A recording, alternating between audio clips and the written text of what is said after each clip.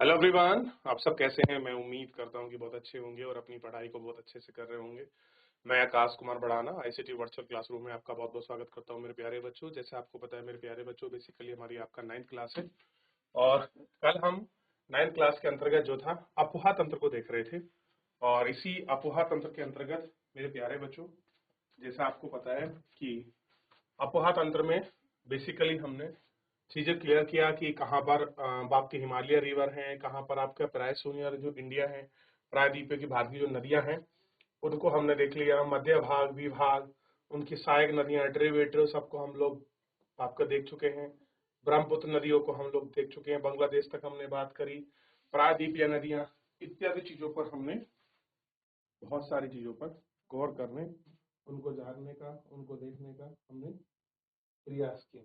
ठीक है, अब है महानदी। महानदी के विषय में थोड़ा सा आप पढ़ोगे, विचार करोगे। महानदी का उद्गम छत्तीसगढ़ की उच्च भूमि से होता है। यह उड़ीसा से बहते हुए बंगाल की खाड़ी में मिल जाती है। इस नदी की लंबाई 860 किमी है। इसका अपोहा महाराष्ट्र, छत्तीसगढ़, झारखंड और उड़ीसा में है। ठीक, इसमें क्या है, इसका द्रोणी अपोहा क्षेत्र है। महाराष्ट्र के पश्चिमी घाट में महाबलेश्वर के निकट स्रोत से निकलकर लगभग 1400 किलोमीटर में बहती है। तो अगर आपसे पूछ लिया जाए कि जो आप कृष्णा है कहाँ से निकल रही है, तो महाबलेश्वर। ठीक है, ध्यान रखना चाहिए। कृष्णा महाबलेश्वर से निकलती है, 1400 किलोमीटर बहती है और बंगाल की खाड़ी में गिरती है। तुंगभद्रा, कोयाना, प्रभा घाट, मूसी, भीमा इसकी कुछ सहायक नदियां हैं।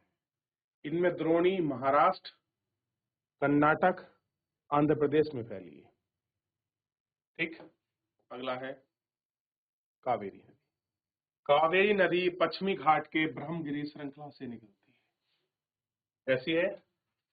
ब्रह्मगिरी श्रृंखला से। ठीक, तमिलनाडु के गुंटूर में दक्षिण में बांग्लादेश में मिल जाती है। 760 किमी लंबी है। कैसे है?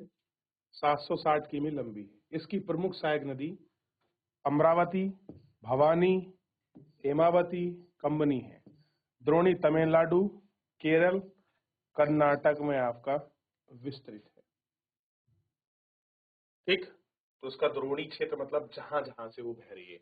तो कावेरी कहां से निकलती है? वेस्टर्न घाट का जो आपका ब्रह्मगिरी पर्वत है, कहां से निकल रही है? ब्रह्मगिरी।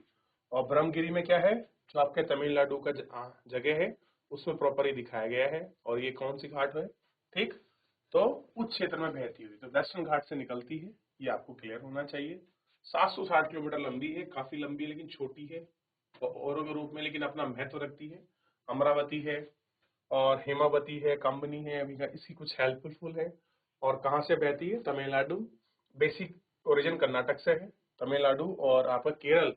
ये इसका क्या है? द्रोणी बेसिन, यानी कि जहां जहां से बहकर आपका आती है। तो इसको आप अच्छे से एक बार नजर दौड़ाएंगे तो चीजें बड़ी आसानी से क्लियर हो जाएंगी। ठीक है, हो गया? जब तक आगे बढ़े, भारत में दूसरी सबसे बड़ा जलप्रपात जो है कावेरी नदी बनाती है। पहला कौन बनाती है? धुआंधार जलप्रपात नर्मदा नदी जबलपुर के निकट बनाती है। दूसरा बनाता है कावेरी नदी। इसको बोलते हैं शिव समुद्रम के नाम से जाना जाता है। यह विद्युत उत्पादित में मैसूर, बागनेर, कोलार की स्वर्ण खान को प्रदान की जाती है। यानी कि यहाँ पर आपका बिजली भी बनती है। और कहाँ कहाँ उसकी सप्लाई है ये पूरा आपको इसमें दिखाई देगा। इन बड़ी नदियों के अतिरिक्त कुछ छोटी नदियां हैं जो पूर्व की ओर बहती है। दामोदर, ब्राह्मणी, वैतरणी, स्वर्णरेखा कुछ महत्वपूर्ण इसमें उदाहरण हैं। एटलस में इनकी स्थिति दी गई और इनको ज्ञात करना है कि कहां कहां पर कौन सी नदी है और किस प्रकार आपका बह रही है। पृथ्वी के धरातल पर लगभग 71% भाग जल है, लेकिन 79% जल आपका लवणीय है। केवल 3% जल ही स्वच्छ जल के रूप में उपलब्ध है। 3/4 भाग आपका हिमानी के रूप में। तो कितना है? 3/3 पार्ट ऑफ हिमनद, उस रूप में आपका। देख लिया? चलिए थोड़ा बात करते हैं झीलों के विषय। ये झील बड़ी इंपॉर्टेंट है। कश्मीर घाटी तथा प्रसिद्ध डल झील नाव वाले घरों और शिकार में आप परिचित होंगे, जो प्रत्येक वर्ष हजारों पर्यटनों को आकर्षित करते हैं। इस प्रकार अन्य झील में लोग होंगे, वहां पर नौकाया, तैराकी एवं अन्य जलीय खेल का आनंद है। ठीक, ये सारी चीज आपको दिखाई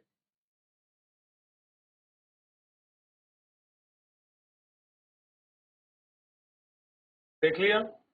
ये लोकटक झील आपको दिखाई देगी मणिपुर की, और बहुत ही प्रसिद्ध झील है। कहाँ की? मणिपुर की। क्या कहते हैं इसको? लोकटक झील। कहाँ पर है? मणिपुर। वाली झीलें कभी कभी मौसमी होती हैं। उदाहरण के लिए राजस्थान की सांबर झील, जो एक लवणीय जल वाली झील है, इसका जल का उपयोग नमक के निर्माण के लिए किया जाता है। मीठे पानी की अधिकांश झीलें हिमालय क्षेत्र में है, मुख्यतः हिमानी द्वारा बनाई गई हैं। दूसरे शब्दों में ये तब बनती हैं जब हिमानियों ने कोई द्रोणी गहरी बनाई हो, हिम पिघलने से भर गई हैं, या किसी क्षेत्र में शिलाओं और मिट्टी के हिमानी मार्ग में बाधाए हुए हैं।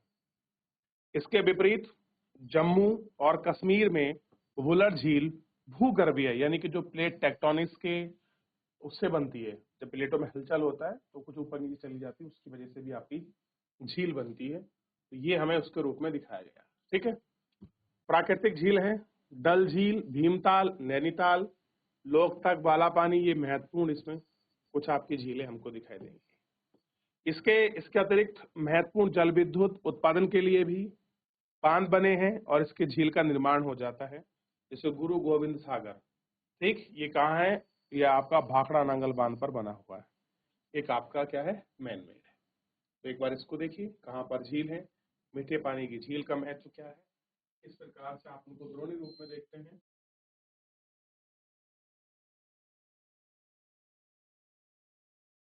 चलिए आगे बढ़े। देखिए, झीलें मानव के लिए अत्यधिक लाभदायक होती हैं।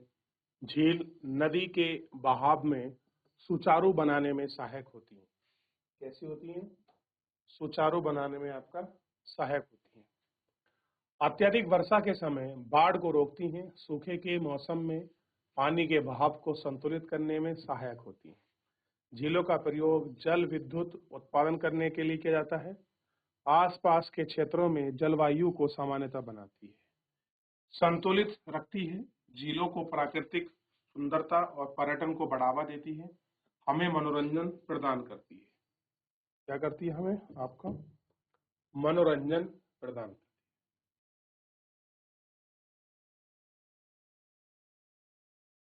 संपूर्ण मानव इतिहास की नदियों का अत्यधिक महत्व रहा है। नदियों का जल मूलतः प्राकृतिक संसाधन है। कह रहे कि इसका आर्थिक जो महत्व है वो क्या है? ये कैसा है? ये मूल रूप से आपका संसाधन है, रिसोर्सेज है। ठीक है। अनेक मानवीय क्रियाकलाप अनिवार्य हैं। अनेक कारण है कि आपके नदियों के तट में प्राचीनतम काल से ही आदिवासियों ने अपनी ओर आकर्षित किया है।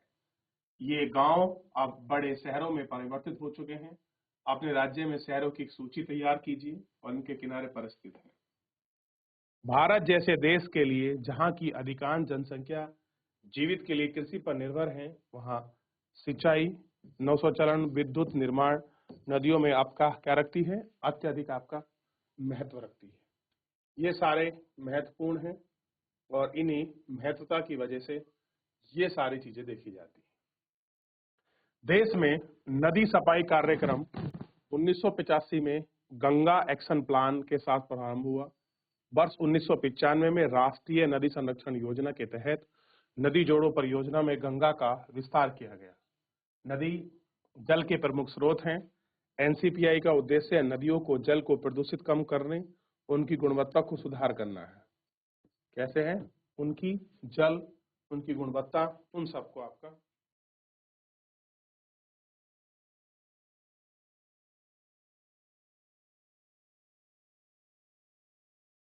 हो गया। आगे बढ़ जाए। अब हम देखते हैं उत्तराखंड में नदी प्रदूषण। किसकी बात कर रहे हैं? नदी प्रदूषण की। नदी की घरेलू, औद्योगिक और कृषि की बढ़ती मांग के कारण इसकी गुणवत्ता प्रभावित हुई है। आप जानते हैं जब जिस चीज की गुणवत्ता इफेक्ट होगी और उसका प्रभाव बढ़ेगा तो गुणवत्ता, तो उसमें क्वालिटेटिव जो डिमांड्स है उसमें थोड़ी सी कमी आ जाएगी, बहुत बार ज्यादा भी आ सकती है, क्योंकि डिपेंड करता है कि हमारा प्रोडक्शन क्या है और हमारी डिमांड क्या है, और हम पानी को खुद थोड़ी पैदा करते हैं, तो नेचुरल वे में हमको मिला हुआ है। तो इसके परिणाम स्वरूप नदियों में अधिकांश जल निकासी होती है और इसका आयतन यानी कि जो उसका वॉल्यूम है वो घट रहा है। दूसरी ओर उद्योग का प्रदूषण, आपसी कचरे में नदी मिली है, बहुत सारी चीजें हैं। केवल गुणवत्ता ही नहीं बल्कि स्वच्छीकरण के रूप में क्षमता प्रभावित करता है। उदाहरण के लिए जल को प्रवाह करने में 20 किमी क्षेत्र में फैले हैं, बड़े शहरों में करके समाहित किया गया है। बढ़ते हुए औद्योगिकरण और शहरीकरण ऐसे संभव नहीं हो पाया है। अनेक हिमनद द्वारा स्तर बढ़ता जा रहा है। नदियों के बढ़ता हुआ प्रदूषण और स्वच्छ बनाने के बहुत सारे कार्य इसी के अंतर्गत हुए हैं। ठीक, और योजना लागू की गई है। क्या आपने कभी ऐसा सोचा है या कोई विचार आया आपके मन में कि क्या करें? तो कह रहे योजना लागू की गई है, क्या आपने कभी ऐसे कार्य की योजना के बारे में सुना है? तो नदी प्रदूषण जल से हमारा निकट प्रभावित होता है। बिना स्वच्छ जल को मानवीय जीवन, इसके विषय विचार करना। अपनी कक्षा में एक वाद विवाद प्रतियोगिता का आयोजित कीजिए और सोचिए हम कैसे इसको ठीक कर सकते हैं। तो चलिए, बेसिकली चैप्टर ये आपका समाप्त हुआ है। तो आपको अभी एक बार पूरा इसको देख लीजिए, फिर हम इसके क्वेश्चन आंसर पर बढ़ेंगे। ठीक है, तो सबसे पहले आप यहाँ शुरू करते हैं जहाँ से हमने शुरू किया था। तो सबसे पहले ब्रह्मपुत्रा को आप एक बार देख लें, ब्रह्मपुत्रा में कोई डाउट है?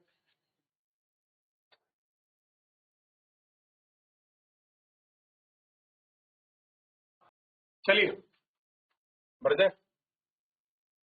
प्रायद्वीप की नदियां, गोदावरी को देख लीजिए, नर्मदा को देख लीजिए, अमरकंटक से निकलती है। महानदी छत्तीसगढ़ की जो उच्च भूमि है, हाईलैंड है, वहां से निकलती है। ठीक है, गोदावरी कहाँ से निकलती है? नासिक का जो आपका त्र्यंबकम पठार है, पहले भी बता चुका हूं मैं। और ये कहाँ से बहती है? बैतूल के पठार से निकलती है, सतपुड़ा के बीच में, ये आप देख चुके हैं। क्लियर है? कुछ पूछना है कृष्णा और कावेरी नदियों के बारे में? हो गया, आगे बढ़ जाए। चलिए अब कुछ क्वेश्चन आंसर कर लेते हैं। वुलर झील निम्नलिखित में किस राज्य में स्थित है? नर्मदा नदी का उद्गम कहां से है? निम्नलिखित में से कौन सी लवणीय जल वाली झील है? और निम्नलिखित में से प्रायद्वीप की सबसे लंबी नदी कौन सी है? ठीक है, पहले भरिए तो इनको हम देखते हैं। भरिए बेटा। चलिए, पहला आंसर होगा जम्मू कश्मीर। नर्मदा नदी का उद्गम अमरकंटक। निम्नलिखित में से कौन सी लवणीय झील झील है बताइए? सांबर लवणीय झील है, वुलर मीठी की है, डल मीठे की है, गोविंद वल्लभ सागर मीठे का है। ठीक, इनको देखिए, 2-3 क्वेश्चन और बचे हैं, मैं सोच रहा हूँ इसी में करा दूं। पहले एक बार देखिए कहां से करे हैं मैंने।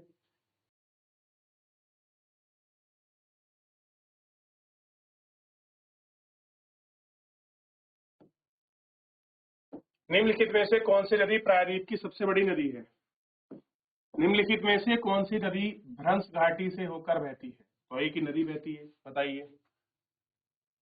नर्मदा और तापी ये बहती है, और इसमें आपकी गोदावरी सबसे लंबी है, around of may be 1500 kilometre. आप देखिए 1500 या 1600 दिया गया है। देखिए, ये आंसर करिए इस तरीके से।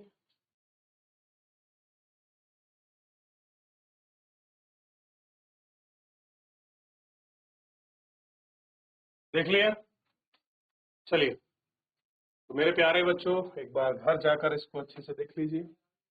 ठीक है, और इसी में हम लोग मिलेंगे आपका नेक्स्ट लेक्चर में। तब तक अपना ध्यान रखिए। धन्यवाद।